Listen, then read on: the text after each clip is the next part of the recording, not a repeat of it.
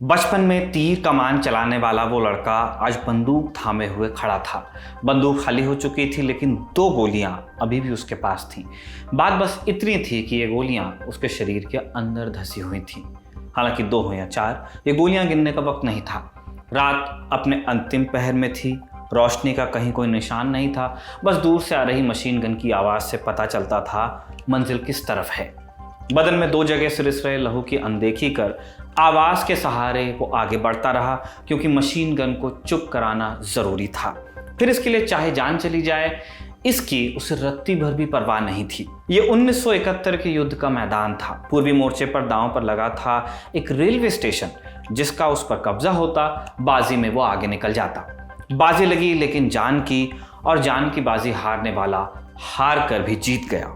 नमस्कार, मेरा नाम है निखिल और आप देख रहे हैं तारीख, जिसमें हम सुनाएंगे कहानी 1971 के युद्ध में वीर गति को प्राप्त हुए परमवीर चक्र विजेता लांस नायक एल्बर्ट एक्का की।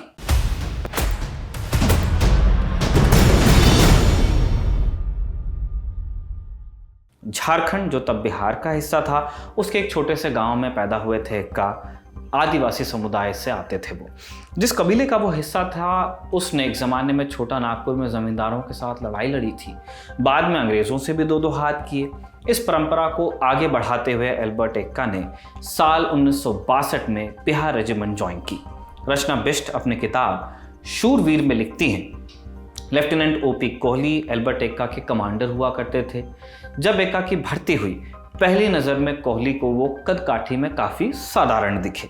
किताब में कोहली बताते हैं, मैं उनका कंपनी कमांडर था, लेकिन उन्हें देखकर ऐसा कभी नहीं लगा कि वो एक दिन हमें इतनी बड़ी शोहरत दिलाएंगे। उनका चेहरा हमेशा भावहीन रहता था और वो सिर्फ ज़रूरत पड़ने पर ही बात किया करते थे। उनके चेहरे को देखकर कोई नहीं बता सकता था कि वो खुश हैं या उदास, या वो क्या सोच रहे हैं। अक्सर देखा जाता है कि सेना के जवान अपनी यूनिफॉर्म का बड़ा ख़ास ध्यान देखते हैं। यूनिफॉर्म अनुशासन का हिस्सा मानी जाती है, लेकिन रचना लिखती हैं कि एल्बर्ट एक्का को पहनावे में कोई ख़ास रुचि नहीं थी। जिस साइज़ की यूनिफॉर्म मिले वो यूं ही पहन लेते थे, बिना दर्जी के पास ले जाए या फिर फिटिंग कराए। इस बात पर उनके कंपनी कमांडर काफ़ी नाराज़ होते थे, लेकिन फिर भी एक्का पर कोई फ़र्क नहीं पड़ता था। कपड़े पहनने में एक्का चाहे चूक जाएं, पर एक चीज़ थी जो कभी नहीं चूकती थी, वो था उनका निशाना। जंगल में कभी गश्त पर निकले तो हर रोज़ एक्का एक न एक जानवर मारकर ले ही आते। कभी नाले से केकड़े पकड़ लिया करते और फिर उन्हें आग में सेंक कर अपने साथियों को वो खिलाते थे। 6 साल बिहार रेजिमेंट के साथ रहने के बाद एक्का ब्रिगेड ऑफ गार्ड्स की 14वीं बटालियन में शामिल हुए।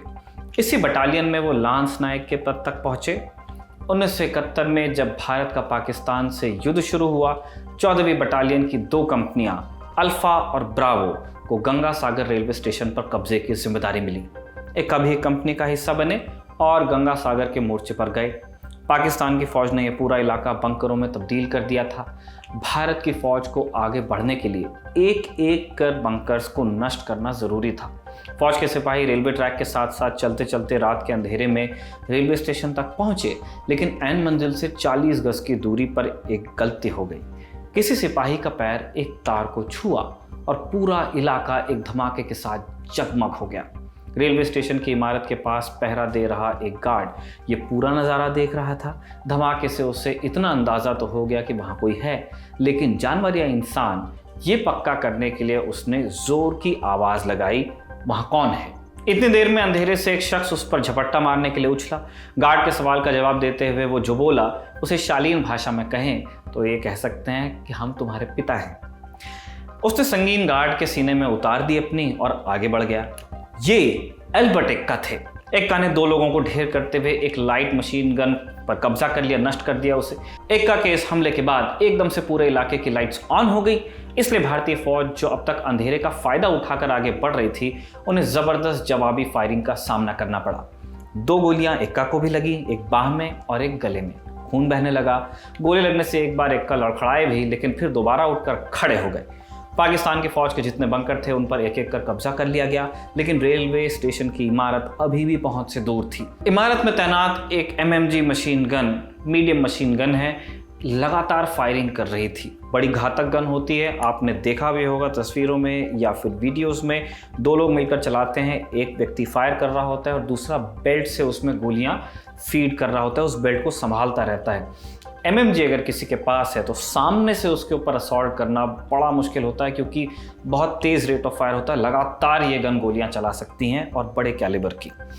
इसका मुकाबला करना कठिन साबित हो रहा था, लेकिन किसी को तो ये काम करना ही था। कौन करता? वो कौन इस समय गोली लगने के बाद एक दलदली इलाके में पेट के बल लेटा हुआ था।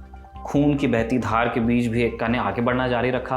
रेलवे की इमारत के एकदम नज़दीक पहुंचकर उन्होंने राइफल को अपनी पीठ पर डाला और खड़े होकर इमारत की ओर चार्ज कर दिया, हमला कर दिया उस पर। मशीन गन को शांत करने का उपाय उनकी कमर से लटक रहा था।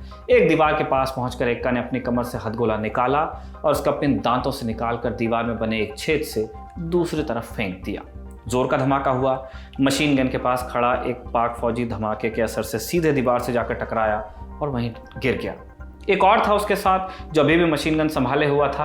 एक का सीढ़ी के जरिए एक खिड़की तक पहुंचे और उसके अंदर दाखिल हो गए। दूसरे पाकिस्तानी फौजी को भी उन्होंने वहीं ढेर कर दिया। 15 मिनट चली लड़ाई में रेलवे की इमारत भारत के कब्जे में आ गई। सवेरा नज़दीक था। ब्रावो कंपनी के कमांडर ओपी कोहली ने एक्का को गोला फेंकते, सीढ़ी चढ़ते और मशीन गन को शांत कराते देख लिया था। अकेले इस आदमी ने एक मशीन गन क्रू को खुद निपट लिया, उसको तबाह कर दिया। उन्हें उम्मीद थी कि जिस रास्ते एक्का गए उस रास्ते से कुछ ही पल बाहर भी आ जाएंगे। एक्का निकले, लेकिन उनके कदमों की रफ्तार अब सुस्त हो गई थी। सीढ़ियों की गिनती खत्म होने को थी कि आखिरी सीढ़ी से पहले एक्का रुके। कुछ देर पहले लगी गोली का असर अब दिखने लगा था। ओपी कोहली ने देखा एक्का सीधे खड़े होने की कोशिश में एक तरफ मुड़े और फिर एकदम से नीचे लुढ़क गए। एल्बर्ट एक्का वहीं पर वीर गति को प्राप्त हुए। इस अदम्य साहस के लिए एल्बर्ट एक्का को परमवीर चक्र से अलंकृत किया गया। ये सम्मान इस मायने में और भी खास था कि बिहार, ब्रिगेड ऑफ गार्ड्स और ईस्टर्न थिएटर, इन तीनों को ये मिलने वाला पहला परमवीर चक्र था। एल्बर्ट एक्का को श्रद्धांजलि देते हुए आज का एपिसोड यहीं पर हम ख़त्म करते हैं। ब्रिगेड ऑफ गार्ड्स का जो रेजिमेंटल सेंटर है नागपुर में कामठी में, वहाँ पे एक एल्बर्ट एक्का ग्राउंड भी है जो उनकी ही याद में उसका नाम दिया गया है। एल्बर्ट एक्का को श्रद्धांजलि के साथ हम आपसे विदा लेते हैं। उन पर यह किस्सा आपके सामने प्रस्तुत किया था, उसे लिखा था, कंपाइल किया था हमारे साथी कमल ने, और कैमरे पे से जतिन ने रिकॉर्ड किया था। देखते रहिए दी ललन टॉप। जय हिंद।